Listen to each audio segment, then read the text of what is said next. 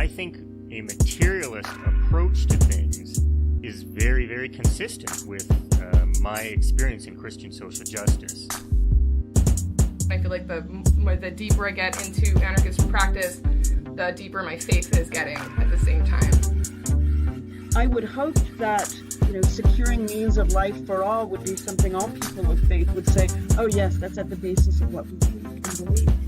Those who are most marginalized know the most about the true, the good, and the beautiful.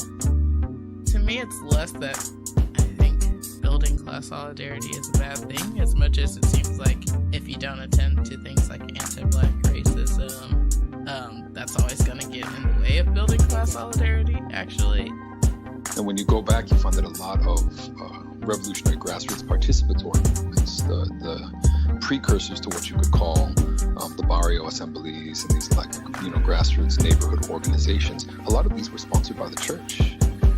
What does it mean to say that the Christian tradition is internally contradictory and there are antagonisms there and you're always being faithful to some aspects and betraying other aspects? Welcome to the Magnificast, a podcast about Christianity and leftist politics. I'm Matt Bernico. I teach media studies at Greenville University in Greenville, Illinois. And I'm Dean Detloff. I'm a PhD student at the Institute for Christian Studies in Toronto. Last week, we talked about A.E. Smith, an evangelical Christian who turned into a communist. Not like in a weird horror movie way. In a very good Transformers kind of way. Exactly. Well, one of the pivotal points in his life was reading the Communist Manifesto and bringing it into the community of the People's Church. He always kind of had a social justice kind of bent to his ministry, but the manifesto was a big deal for him. The manifesto is also a pretty big deal for the history of the left. Marx and Engels wrote it, and we all have been reading it since 1848. As we've mentioned in past episodes, it's got a strong rhetorical force behind it, some sort of religious feelings. I think that's something we talked about maybe 2 weeks ago. And explicitly, the thing that it does best is describes the nuances of class antagonism and the role of each class, the bourgeoisie and the proletariat, in the shifting terrain of the capitalist political economy. So, because the Communist Manifesto is such a big deal, we're going to spend some time in this episode doing like a Communist 101 on the Communist Manifesto. But before we do, Dean has some exciting Pope news. That's right. We don't believe in the death penalty anymore, it turns out, in the Catholic Church. Catechism got changed. People probably saw that already. But it's a big deal. It's taking Catholic Twitter by storm. People are losing their minds over it, as Catholic Twitter does, I guess. In other places, publications are upset about it. Some people are really into it, but it is actually a big deal, and it's a big deal for a lot of reasons. It's a big deal, first, because the death penalty is a big deal, but secondly, it's a big deal because it signals that maybe Catholics can actually change their mind about something or develop their thoughts on something, however you really want to put that in a way that makes you feel comfortable, I guess. But the logic is that potentially this sneaks in all kinds of things through the back door.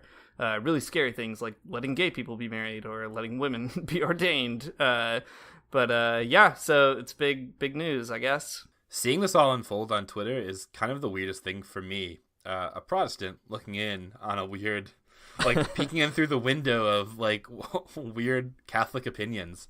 So, okay, I grew up in an evangelical church called the Church of the Nazarene, which is like adjacent to Methodism. It's like the more uptight version of Methodism, if you can believe it.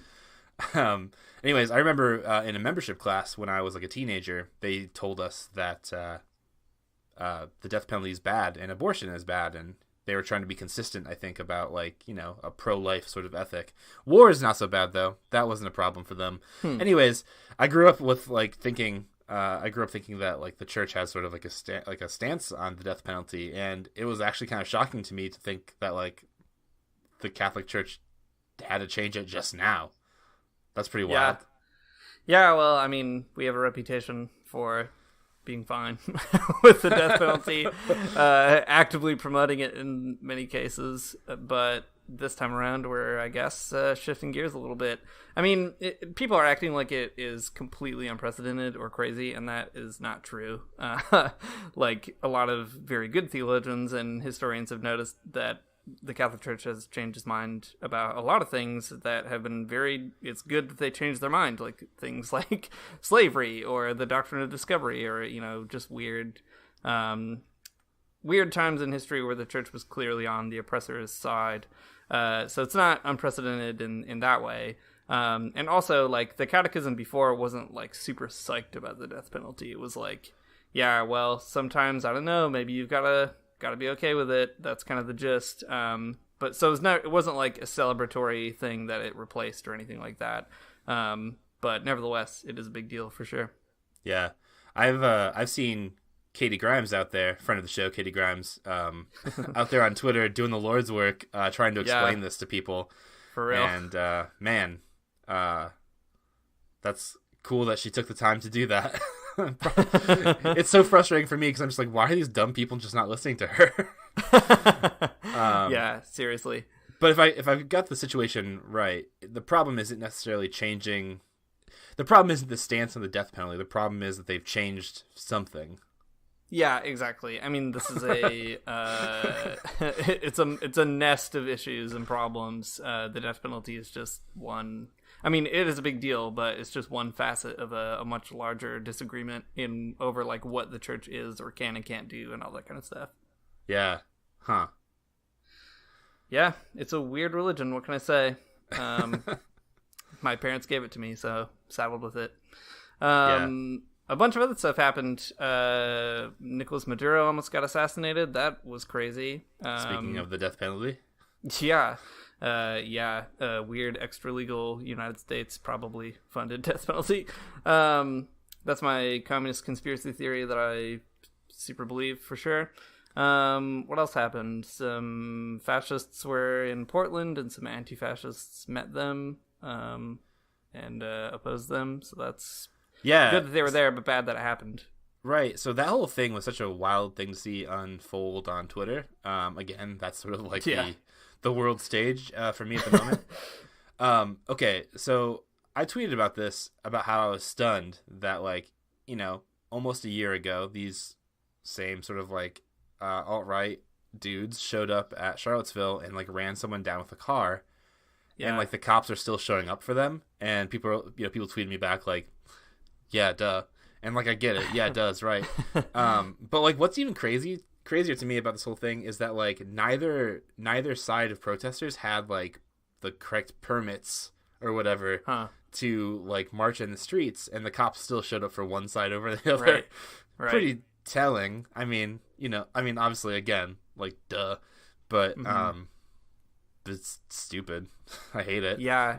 That event is so revealing of I think how public perception feels about the right and left just generally. I mean, cops obviously tend to skew in that direction for pretty clear reasons, I think. But it's also telling that like the public in general, at least to me, doesn't seem that nervous about it. Like the right is sort of taken to be the victims. Like these are just people who are trying to speak their mind or whatever. And the left is taken to be like, the agitators out there like stirring up trouble or whatever, which is clearly not true, but a really disconcerting thing about liberalism, I think.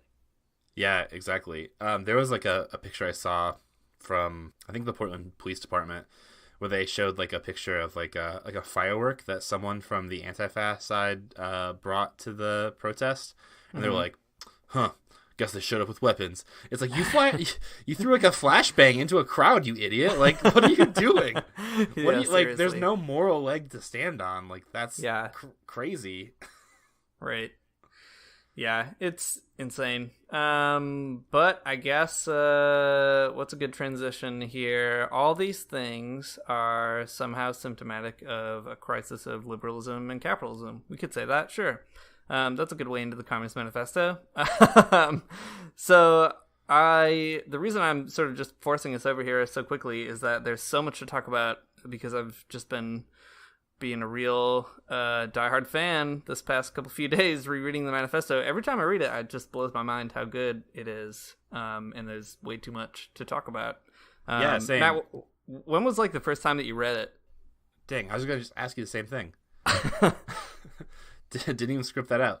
I read it for the first time in a political philosophy class in my undergrad, and I read it, and I was like, "Whew, this is for me."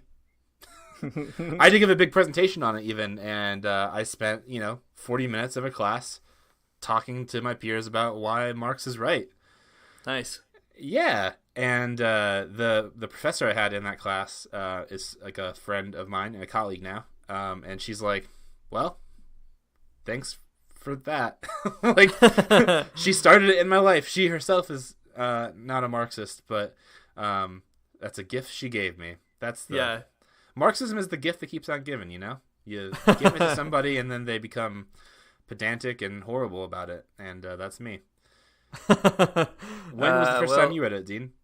My first time was also in a class in undergrad, in a class on Marx, Nietzsche, and Kierkegaard. Kind of a weird 19th century philosophy class. Ooh, yeah. But yeah, I mean, I was really into anarchism at the time and read the manifesto and just really dug it a bunch. And that's what set me on the path toward a sort of Marxist trajectory, I guess. And it was pretty neat. It wasn't really so much of like a Damascus Road thing, I guess, as much as it was a sort of, I think these are the things that I've been circling around for a while and couldn't like figure out how to address or like think about.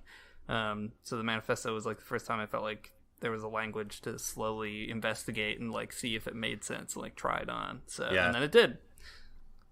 In that same undergrad class, I also gave a class presentation on Jacques Ellul's Anarchy and Christianity. Nice. So that class really crossing the spectrum there. I know, get my money's worth. I got all of that stuff out of that class, and look where it's gotten me. Straight to a podcast. Yeah. Nice job. That's right. Yeah, well, let's jump into it. All right, so I think that it's worth just spending a brief moment on the kind of preface to the whole thing. The basic thrust is that communism is a spooky thing. It's a specter haunting Europe is the famous line. But it's spooky in a way that I think it's not just like, people are kind of afraid of it, but it's spooky in a number of ways. So, Matt, I know that you're all about ghosts. I want to just give you a chance to dig into your ghostly knowledge and maybe talk about that particular valence in the manifesto. Yeah. So the opening line is this: "A specter is haunting Europe, the specter of communism. All the powers of old Europe have entered into a holy alliance to exorcise this specter. Pope and Tsar, Metternich and Guizot, French radicals, and German police spies."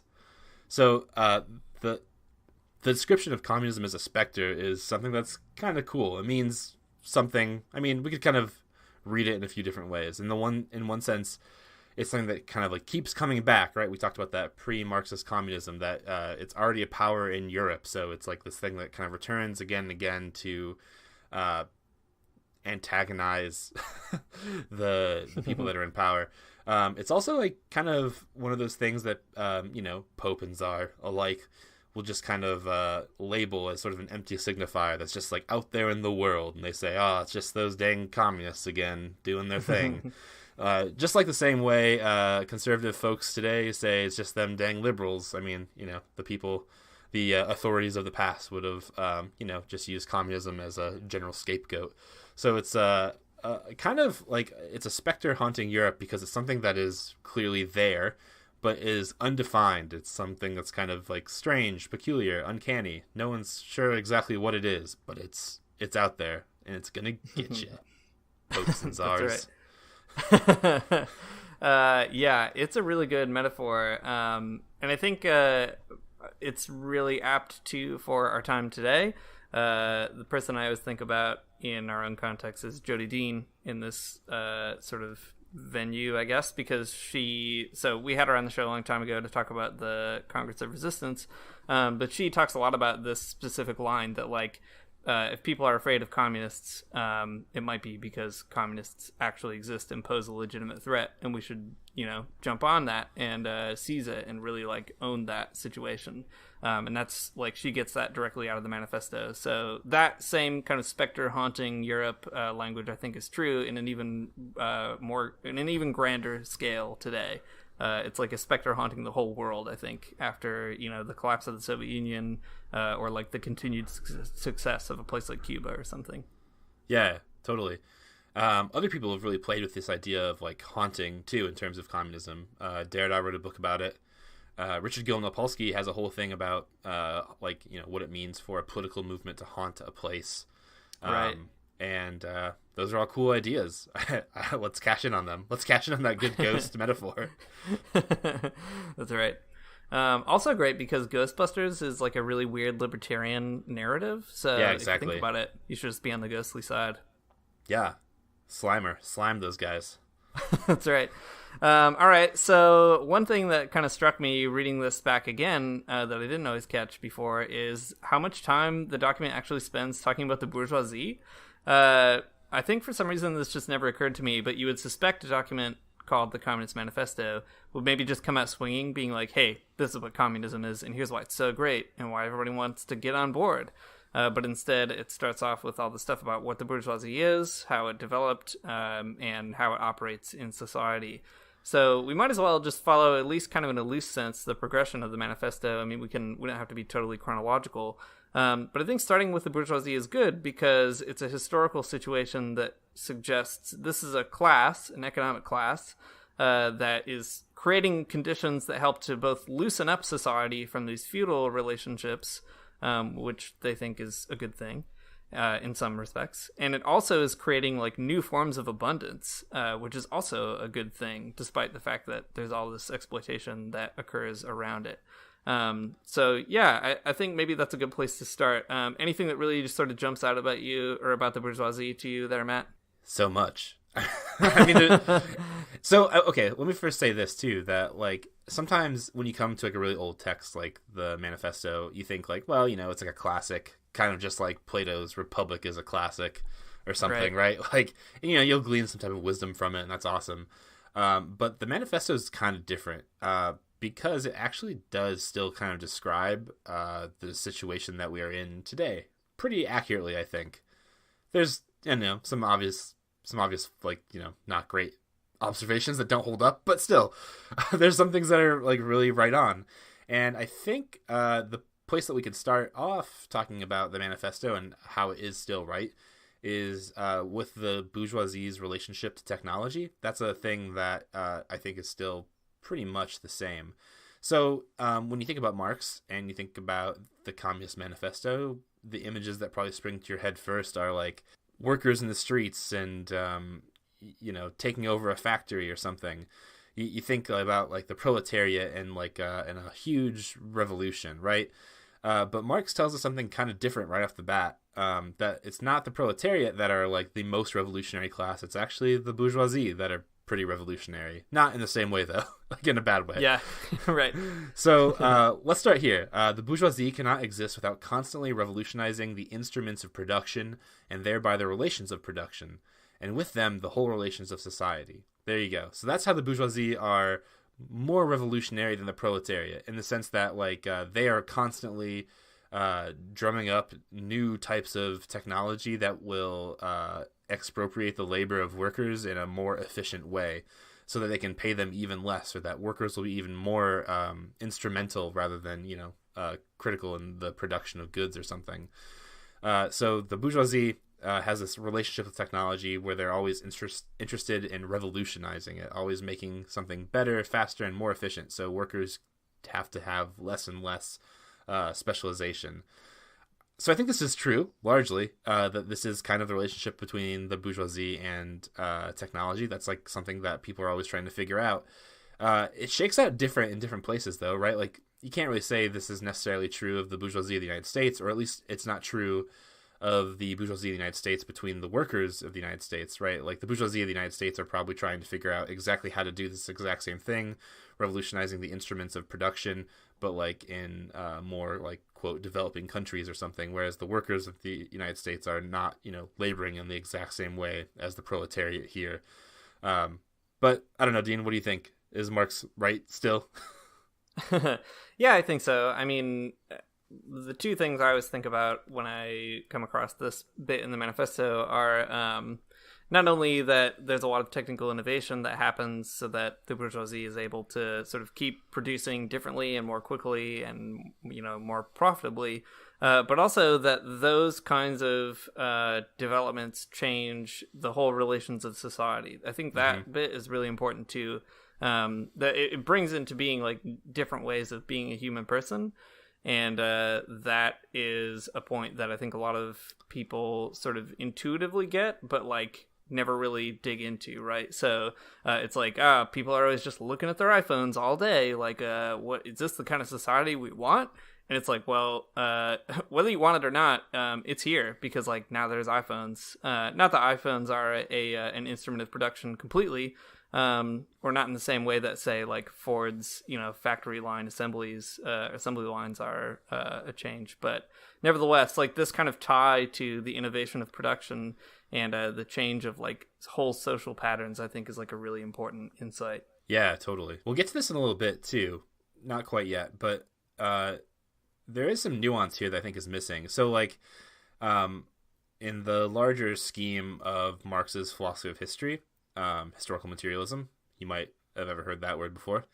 Like capitalism is it has produced a situation that when Marx is writing is like not good, but and still in some ways there is a sort of necessity to it in the sense that like the industrialization of Europe was kind of like something that Marx thought was good, but after it happens it needs to be replaced by a social society. Anyways, all that to say that like Marx's sort of the way that he kind of paints these huge historical movements from like feudalism to like a more industrialized society are painted in pretty broad swaths, and I think for sure there's some real nuance missing, but it's a manifesto, not like a treatise on history or something. So you got to chill out, I guess. I have to chill out, but it's something worth noting, and I did. So we can move on, I guess. Yeah, totally. I think though, just to kind of keep going with this a little bit, there's another good quote here that kind of articulates the like world shaping power of the bourgeoisie, and precisely along these lines of production.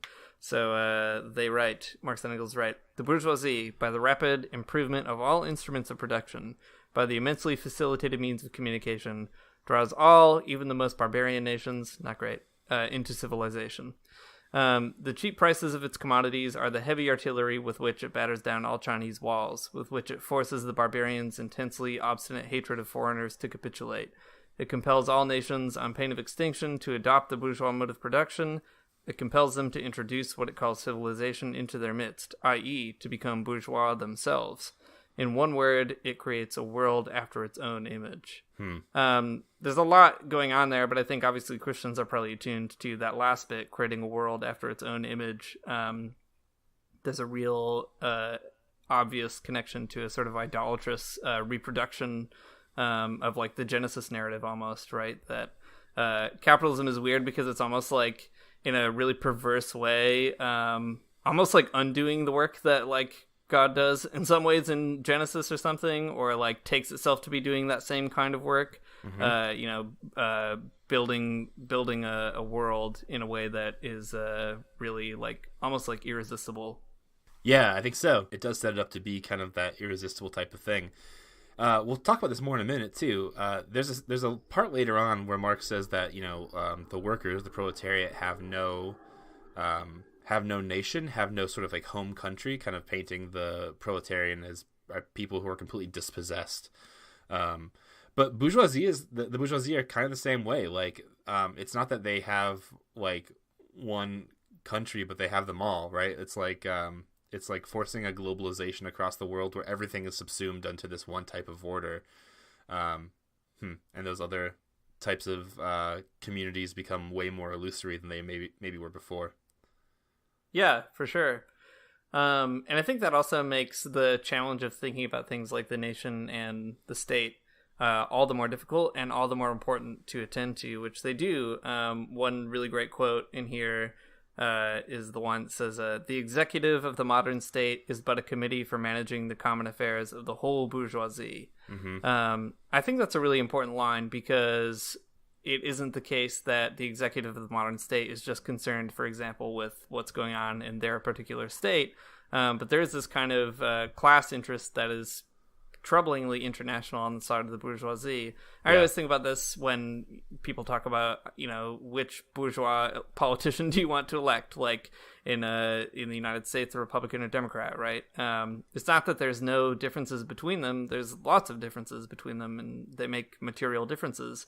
But at the end of the day, they are both interested in the common affairs of the whole bourgeoisie, right? And they probably couldn't really get elected otherwise. Yeah, totally. And I think what Marx draws out here, though, is that, not only are they interested in the common affairs of the bourgeoisie, but and their international counterparts too, right? That's why right, bourgeoisie exactly. are imperialists at their heart. They have to be. Yeah. Yep. Well, so there you go. That's why Joe Biden in the next election will still be bad. That's right. So that's why Bernie Sanders in the next election will still be bad. Yeah. We will definitely come back to Bernie later, toward the end of the manifesto. There's some good stuff to say about that. But maybe we could talk a little bit more about kind of the manifesto's theory of globalization, if you want to put it that way. Yeah, let's do it. Yeah. All right. So here's a really neat quote, troubling quote, but a good one. So they write, "The need of a constantly expanding market for its products chases the bourgeoisie over the entire surface of the globe. It must nestle everywhere, settle everywhere, establish connections everywhere." And I think that is a really important way of looking at capital, because it does have to sort of keep finding new places, new markets to invest in, that sort of a thing. And that's exactly why, by the time you get to somebody like Lenin, where he notes that imperialism is the highest form of capitalism, it makes sense, because capitalists actually need that kind of imperialism, right? That's why everyone in Europe has to sit around and draw up who's going to get which part of Africa before they have the imperialist war, right? The First World War. So yeah, I don't know. Matt, anything else about globalization that really kind of comes out for you? Yeah, totally. So, exactly what you just said. Imperialism is the highest form of capitalism. That's exactly true. Whenever I read this, though, I think about the ways that... I'm reading it from 2018, I guess. That's the only way I can do it, because that's the time period I currently live in. If I time travel, maybe it'll be different. I guess what's wild is that you got to think about, capitalism is it has to be international, or at least it works best when it's international, right? Because you're trying to constantly farm in new ways of making money. And I think of all the ways that completely stupid things that people don't actually need or want are created to just keep that going. So it's it must nestle everywhere, settle everywhere, establish connections everywhere. But it also fabricates those connections. It fabricates it fabricates a place to get something from. Capitalism is so pervasive as a political economy. It got into the fourth dimension on the internet. I don't know if that's right, but it got into we had to expand into a sort of virtual space where we end up selling imaginary currency to people in World of Warcraft or something, right? Every capitalism has to wedge itself into every single situation to create profits for somebody, because that's its logic, and it just it's kind of just does that thing, and it's absolutely buck wild that it does. Yeah, for real. I think too that that dynamic, they really pull out the pathology of it, I think, in a really good way in the manifesto. They have all these metaphors for capitalism being unable to, bourgeois society can't contain the very gains that capitalism makes. And it produces all these kinds of crazy challenges that ultimately just can't be contained. So, we can talk about a couple of those metaphors in particular. But one of them is one that always makes me think of that scene in Fantasia where Mickey Mouse is got all those brooms that's coming alive, and they start just pouring way too much water, and he doesn't know what to do. So they say, modern bourgeois society, with its relations of production, of exchange, and property, a society that has conjured up such gigantic means of production and of exchange, is like the sorcerer who is no longer able to control the powers of the netherworld, whom he has called up by his spells. Nice little turn of phrase there, I think. So characterizing this as a pathology, I think, is actually pretty interesting to do. I don't know, maybe there's some psychologists out there that will take issue with it, but sorry. I don't know what to tell you. But some other folks who pick up this same kind of insight that Marx gives here, that capitalism is like a sorcerer that is no longer able to control the powers of the netherworld, are Deleuze and Guattari, some post-Marxist, 20th century thinkers too. They wrote an essay that kind of makes a really similar point to what Marx is saying here, called "Capitalism, a Very Special Delirium." And basically the point of the essay is that, like, isn't it weird that, like, capitalism, like, works the way that it does? Like, it totally does work, but, like, you have to believe some, like, really weird things first before it, like, works. Like, to say that it's, like, working well, you have to believe, like, all these other things. And it's exactly that. Like, capitalism is a thing that is a very special delirium, that, like, it's a pathological way to live in the world, that you have to have some, like, assumptions about private property that you probably don't ever think about, but you have to hold them true in your life for the whole thing to kind of work and make sense. Right. But it's completely crazy. It's also one of those things too that's wild. The sorcerer who is no longer able to control the powers of the netherworld is an especially hard thing to kind of know how to deal with, because it's like, well, then who do you go after? Capitalism becomes this, like, sort of like self-replicating thing in our lives that we end up doing, and it's not like you can just, like, if you wanted to have, like, a feudal revolution, well, you got to take out that lord or the king or whoever, right? It's easy to find someone to oppose, but, like, in capitalism, it's not, because it's not like there's, like, a king or someone you can just, like, go and behead. Right. I mean, there are, but but it's not like that would change anything. People still, like, would reproduce these same conditions in their own lives for whatever reasons. The transformative work is the kind of hard part of it. That's why Deleuze and Guattari like it, but it's just difficult to figure out. Right. And also, in distinction from the kind of Fantasia narrative, there's no, like, head wizard that's going to come down and set everything right. That's like the reactionary narrative, that if you just listen to your elders and, figured out the responsible use of power, then maybe you could, like, tame these forces. But, like, that part is the part of the fable where it just sort of is not in the same kind of story. That's the power of ideology, though, I guess, that, like, you can't see those parameters of the world that you live in. You just live in it. Right. It takes someone smart like Marx to come along to, like, tell you what to do. That's right. Well, we can move to the proletariat in a minute, because that is where we start talking about how to change all this stuff. But before we do that, just one maybe last interesting kind of quote. So there's this cool, there's a lot of cool, like, existential kind of moments in this text, I think, just describing, like, what life is like in capitalist society. And one of them goes like this. They write, "The bourgeoisie has stripped of its halo every occupation hitherto honored and looked up to with reverent awe. It has converted the physician, the lawyer, the priest, the poet, the man of science into its paid wage laborers." And I think that's really important, because especially for those of us who are Christians, having occupations that we look up to with reverent awe is, like, kind of part of the package. Like, unless you're, like, an extremely low church Quaker or something like that, which, like, more power to you, that's cool. But, like, most of us are not like that. This is a really difficult thing to reconcile yourself to under capitalism. And it also sort of pacifies, I think, a lot of those reverent positions, because they become dependent on wages. So the person I always think about here is actually Kierkegaard, who was, like, my first philosophical love. But this is what made him really pissed about Christendom, right? Is that at the end of the day in Denmark, there are all these priests, Lutheran pastors, but they are on a payroll, and you're not going to get up in front of your congregation and say something that's going to lose your entire livelihood, your wage. So you can't sort of deal with the true radical demands of the gospel or whatever. And that's something Kierkegaard says that I think is really interesting and important. But it's also something that, as we've noted in several places on the show before, even last week with A.E. Smith, like, there are real material consequences for when people start doing what they think the gospel demands. You might like lose your job and then lose your next job and your next preaching job over and over, right? Because at the end of the day, being a paid wage laborer is a really weird thing for pastors. Yeah, totally. I am technically still on the board of administrators at my church. I don't know how I get on these things.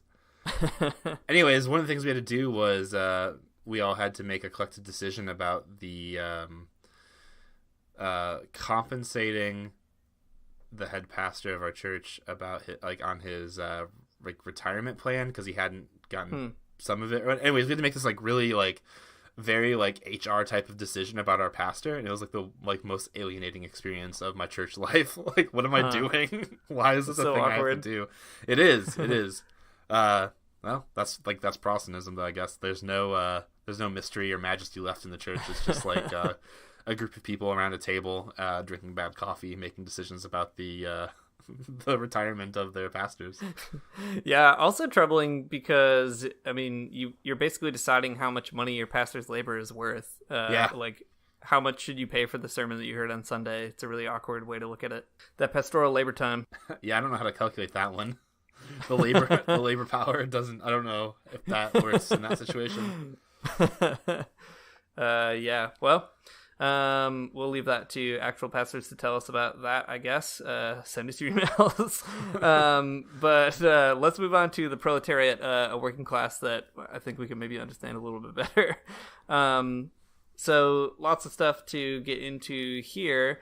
But let's just start out with one kind of characterization of the proletariat. So they write, in proportion as the bourgeoisie, i.e. capital, is developed, in the same proportion is the proletariat, the modern working class, developed, a class of laborers who live only so long as they find work, and who find work only so long as their labor increases capital.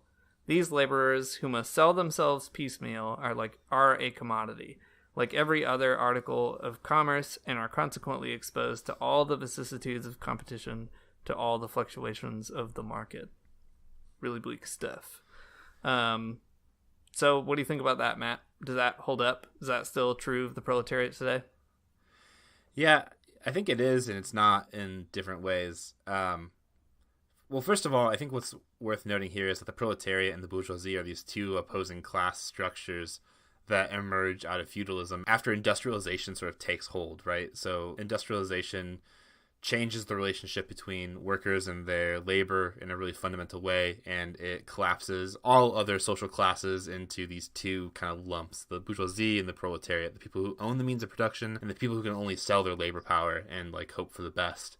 So I think this is right. Wage labor is still a thing in the United States and around the world, so there's some complications like salaries and things, but still, yeah, I think it still works.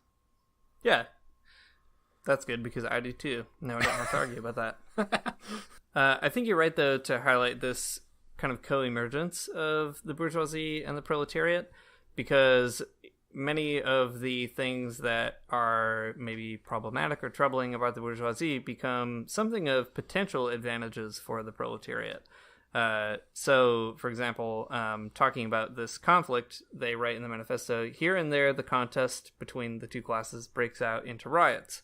The real fruit of their battle lies not in the immediate result, but in the ever-expanding union of the workers. The union is helped on by the improved means of communication that are created by modern industry and that place the workers of different localities in contact with one another.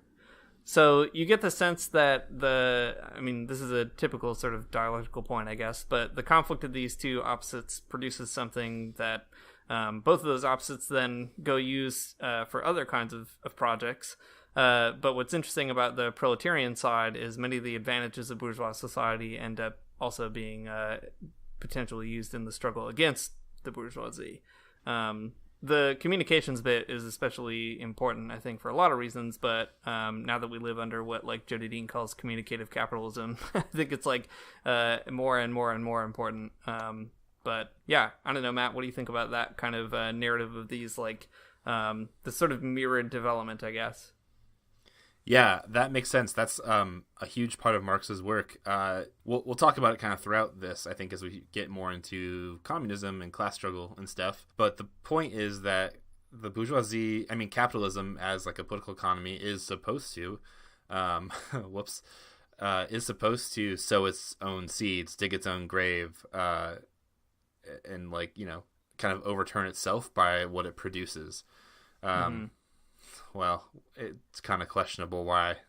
The discourse, like the post-Marxist discourse, people after Marx, basically everyone is like, this seems like an immoral science to me, but for some reason the predictive power is not there. Why hasn't this happened, right? That is the question that everyone kind of comes back to time and time again.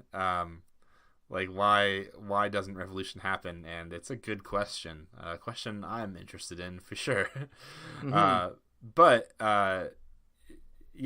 what Marx thought, at least, that eventually, exactly like you had said, like the advantages of the bourgeoisie would end up, or could end up helping the proletariat. It's like industrialization isn't all bad, right? Like you can produce a ton of stuff. I don't know. You can produce 100 textile quilt things or something, like really fast. You can make a lot of coats. You can make a ton of coats, so many coats.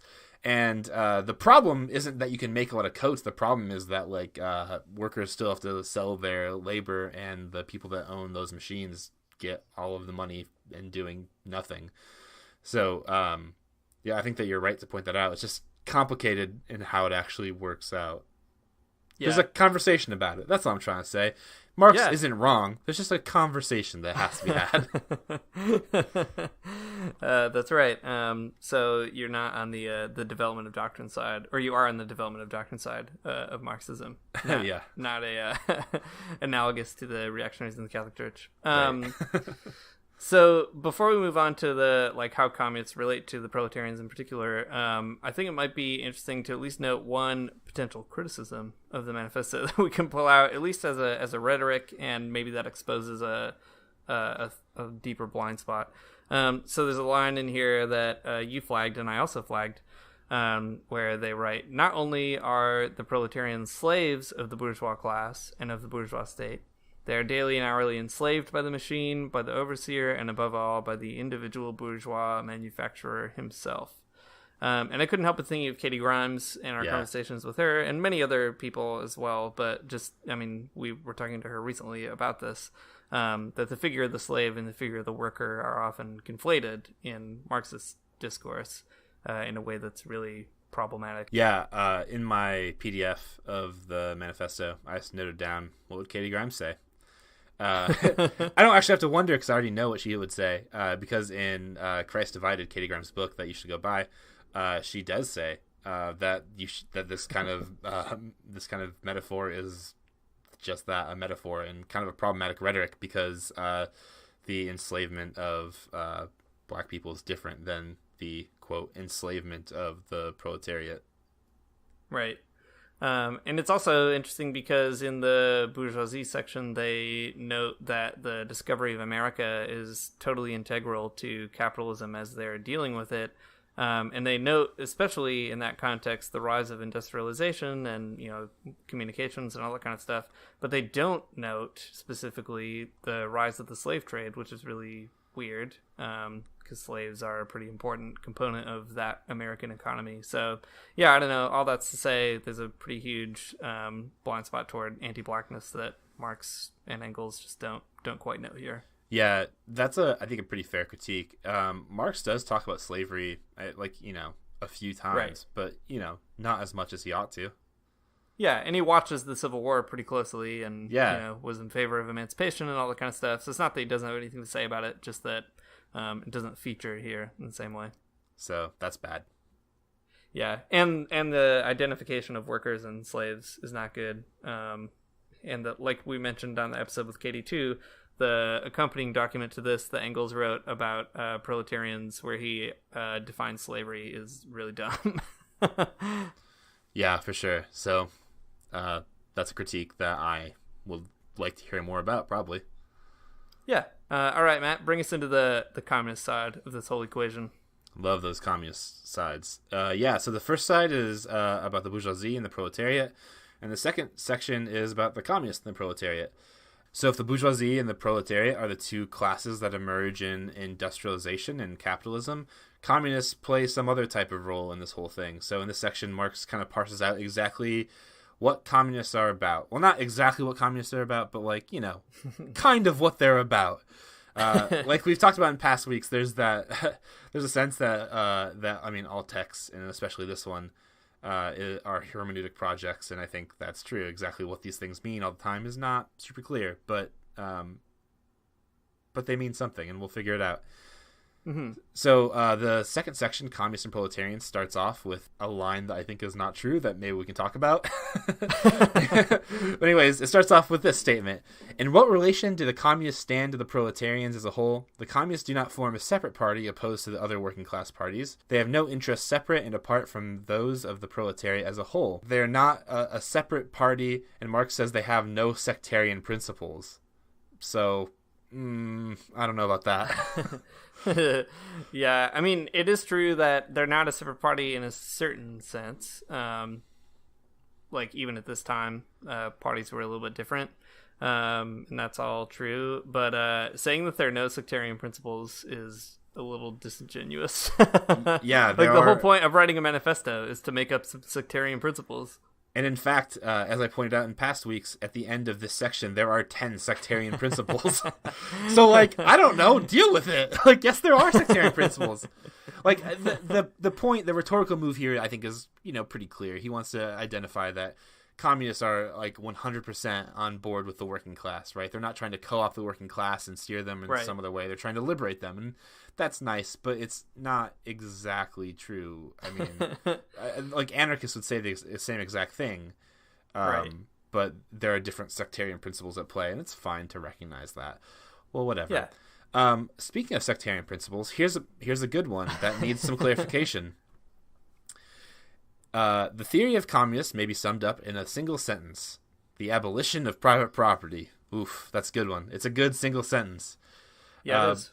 But it actually does need some clarification, because even today, people, like reactionaries, misread this on purpose, like constantly. The abolition of private property in Marx is read wrongly to mean that, like, the communists are going to come and they're going to steal your toothpaste, your toothbrush, and all of the shoelaces in your house, and they're theirs now. And that's all your family heirlooms. Your grandma's favorite quilt. If your family heirlooms are like huge tracts of land, maybe that's the case. That's right. But if it's your grandma's quilt, probably not. Yeah. So the abolition of private property is the summation of the theory of the communists, and it's a good one.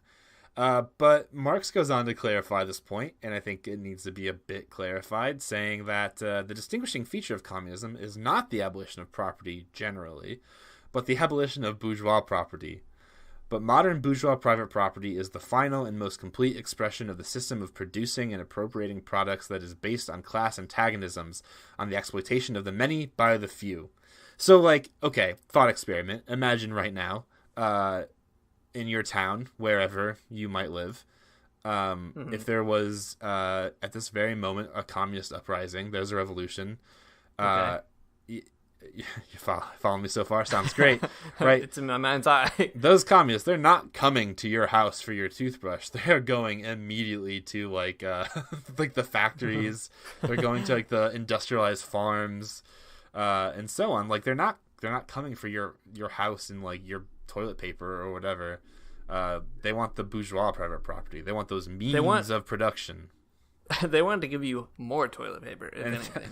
In fact, yeah, that is the second sectarian principle, is more toilet paper for everybody. They're coming to your house to give you a new toothbrush because they know that yours is too old because you can't afford to buy a new one.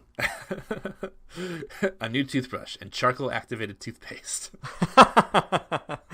Gross. Yeah. I also love, they get really snarky in this particular chapter, and I really appreciate it. So here's a good snarky line. So they say they're like lampooning the bourgeois complaints about property, and they say, hard-won, self-acquired, self-earned property, Do you mean the property of the petty artisan and the small peasant, a form of property that preceded the bourgeois form? There's no need to abolish that. The development of industry has to a great extent already destroyed it and is still destroying it daily. So they just keep making fun of these disingenuous critiques as precisely disingenuous critiques. I think that's a good strategy. Yeah, and even though it is snarky and funny, and I like it a lot, there's actually a good point in there that I think is really essential to understanding what Marx is thinking about politically. So there's such a thing called bourgeois private property, right? The means of production, and you might think of your own personal property or something like your toothbrush or whatever. So in the snarky statement, Marx says, do you mean the property of the petty artisan or the small peasant, a form of property that preceded the bourgeois form? You don't have to abolish that type of property because basically capitalism took anything that was worth taking from those people already. Yeah, exactly. Whether it was through, like the IMF structurally adjusting a local, like a local economy or the local means of production or something. Like if any individual person really had something that was worth having, the bourgeoisie would have taken it and appropriated it in one way or another. Right. Yep. And I think too, this also goes to speak a little bit more to the kind of things that they want to abolish. So, for example, they say, in one word, you reproach us with intending to do away with your property. Precisely so. That's just what we intend. But he's addressing the bourgeoisie, right? Not the proletariat. Yeah. And I think that's really important. Yeah, exactly. They're taking all your stuff. They're taking your tracts of land. It's right, like bourgeois toothbrushes. It sounds bad only if you're a person who has that stuff. Yeah, exactly. I think, though, it's also worth noting here that just as they identified in the beginning of the manifesto that revolutionizing the means of production also revolutionizes, or at least changes, social relationships, they note that abolishing bourgeois property would also change those relationships. And they use that as a really great way of, I think, answering some of their critics. So they're talking about how, bourgeois people say, oh, you're just trying to take away my freedoms. Pretty familiar line today, or my individuality, etc. And they address that saying, the abolition of this state of things is called by the bourgeois abolition of individuality and freedom. And rightly so, the abolition of bourgeois individuality, bourgeois independence, and bourgeois freedom is undoubtedly aimed at. So those qualifiers are really important.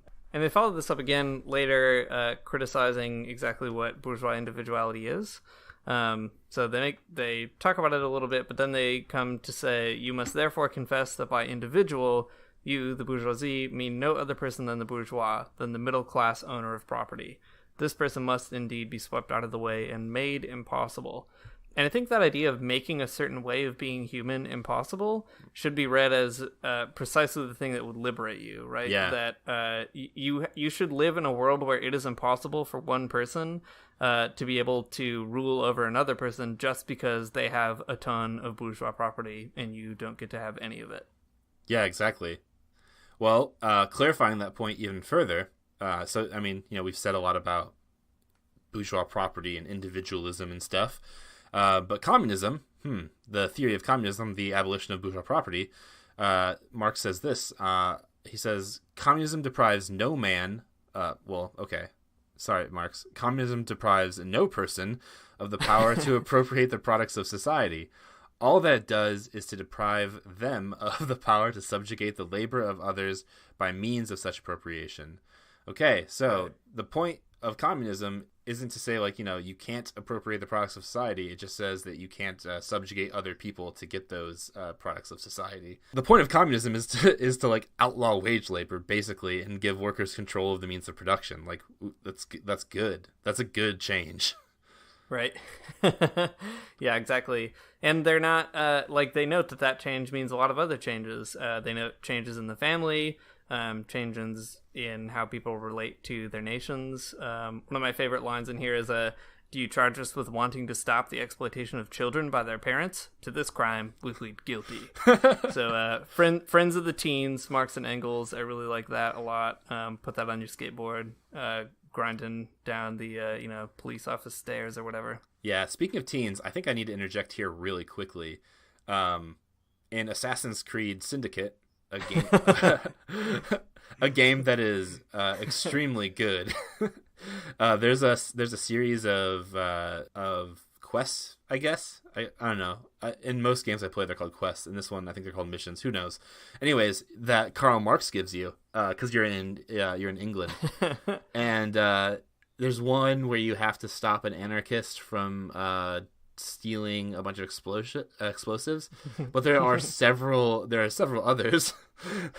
I guess noting the sectarian point I made earlier, but there are several other missions where you're specifically going to these factory, like these warehouses where kids are working, and you're liberating the children. It's so good. Nice. That's awesome. It is really good, actually. I love it. There's some stuff about Marx that game gets wrong, like where he decries revolutionary approaches for democratic ones explicitly, but it's good otherwise. Yeah, that sounds pretty good. So go out there, I don't know, tell Assassin's Creed that they're wrong on Twitter, but also it is them. kind of a bummer in Assassin's Creed that you get to work for Marx, and it's like, okay, you get to help the workers, and that's awesome, but then, like, Endgame, spoiler alert, I guess, you have to work for the Queen. That sucks. Oh, dang. I That's know. not good. I know, just like, maybe don't. Just join the International. Yeah, that's gotta be the next Assassin's Creed sequel, hopefully. I'd be very into that, yeah. Okay, so there's a lot more that we can say here, both about the Communist Manifesto and about Assassin's Creed, but we'll save some of that for an episode next week. Anyways, I think to kind of round out this conversation, we've said a lot about private property, we've said a lot about class struggle, but there's one more thing that we must talk about because we've already promised it in this episode, and that is the bourgeois socialist, the reactionary socialist. Dean, let it fly. Let it fly. Let this good critique go into the wind. Yeah, sure. All right, well, let me go ahead and read a paragraph, and then we'll jump into it. So they write, the socialistic bourgeois, that's how they characterize them, want all the advantages of modern social conditions without the struggles and dangers necessarily resulting therefrom. They desire the existing state of society minus its revolutionary and disintegrating elements. They wish for a bourgeoisie without a proletariat. The bourgeoisie naturally conceives the world in which it is supreme to be the best, and bourgeois socialism develops this comfortable conception into various more or less complete systems. In requiring the proletariat to carry out such a system, and thereby to march straight away into the social New Jerusalem, it but requires, in reality, that the proletariat should remain within the bounds of existing society, but should cast away all its hateful ideas concerning the bourgeoisie. I think that critique just like really works in so many circumstances, both from like good-hearted liberals, I guess, to Catholic social teaching people, to especially even folks like Bernie Sanders and even like Alexandria Ocasio-Cortez and that sort of emerging form of what's called democratic socialism, but I think is a bourgeois form of socialism. I don't know, Matt, what do you think? Yeah, I guess I want to, I don't want to be too mean about it. Like, the bourgeois socialism of like a Bernie Sanders type person isn't all bad. There's a role it plays, and that's fine. But it is definitely the case. I mean, I think people make these critiques all the time, but like if you are a person who says they are a socialist, democratic or otherwise, and what you're really after is just like free healthcare, like, well, there's something else kind of going on there. Yeah, I mean, what Marx is laying out here is the transformation of society, the abolition of classes, and the abolition of bourgeois private property. So if your socialism doesn't have room for those things, well, this one's for you, I guess. Yeah, well, I was just thinking about, I saw an interview with Ocasio-Cortez recently where she had said that she felt that extreme poverty is a form of violence, but she kept qualifying it as extreme poverty. And it's just kind of a strange thing because it's like, well, maybe like all poverty is actually a result of violence. And, why not sort of keep pushing that line harder and harder? And on the one hand, it's like, well, that's not an electable strategy, and that's true. Like, people aren't going to elect probably somebody making these kinds of claims, like straight from the Communist Manifesto or whatever. But on the other hand, it is a genuine difference in goal. And I don't think that Ocasio-Cortez, for example, would see herself signing up on the Communist Manifesto. And I think it's like it's important to note those differences, even if you have like a critical support for something that seems to be gaining steam in like your district or neighborhood or whatever. Like, it's good that communists keep some of those people accountable on those kinds of problems. That's exactly what Marx thinks that you should do, is that it's a communist role to keep those people accountable. Yeah, in the intro somewhere, Marx says that communists are always having to decry their positions. Right. They need to make their positions known and write them down, and that's, I guess, all we're doing here. Yeah, exactly. Well, we're going to talk a lot more, or a little more anyway, about some stuff in the manifesto, because you just can't get through it all, and we've like blazed through so much of it and kind of done an injustice to the genius that is the Communist Manifesto. But we'll get to more of that actually in our next episode. We're going to talk about Marx's critique of the Gotha program, and I think that there are some good ways to bring some of the stuff we haven't touched on here into that context, especially kind of talking about like the more positive elements that feature in the manifesto of like what you should actually do. So I guess we should maybe like save that for next week. Yeah, sounds good. Well, if there's one thing we can take away from this, is that Marx has a lot to say to us through the Communist Manifesto still, and I think that we should keep listening, keep reading what he has to say. I think it's worth it, even if it ends up, kind of critiquing the sort of state of the left today or something. It'll only be better for it, I suppose. Yep, I think you're right. Thanks for listening to the Magnificast. If you like what you heard in this episode, then you should go support us on Patreon. You can find it at patreon.com/The Magnificast. You can also find us on Twitter and Facebook. We have a Facebook group called The Magnificast Basement. Search it and join it. You have to be approved, because we don't just let anybody in. Just kidding. Yeah, we do. But you can get in there and talk with people, and it's a good time. Cool. We're also part of some neat other podcast networks. One's called Theology Corner, and the other one's called Critical Mediations. They've all got lots of good stuff going on. I like them all. A lot of good podcasts, so fill up your phone or whatever with all this good content. Last week I plugged Revolutionary Left Radio's episode on the Spanish Civil War.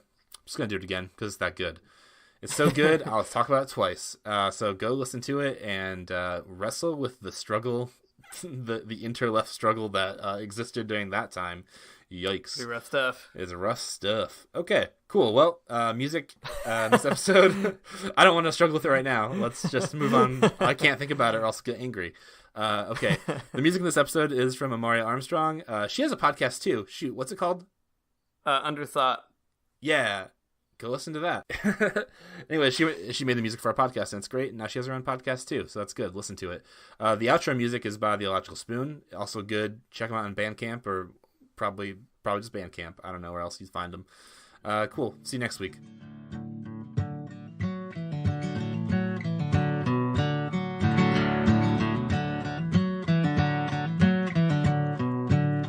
I don't wanna get up for church in the morning, so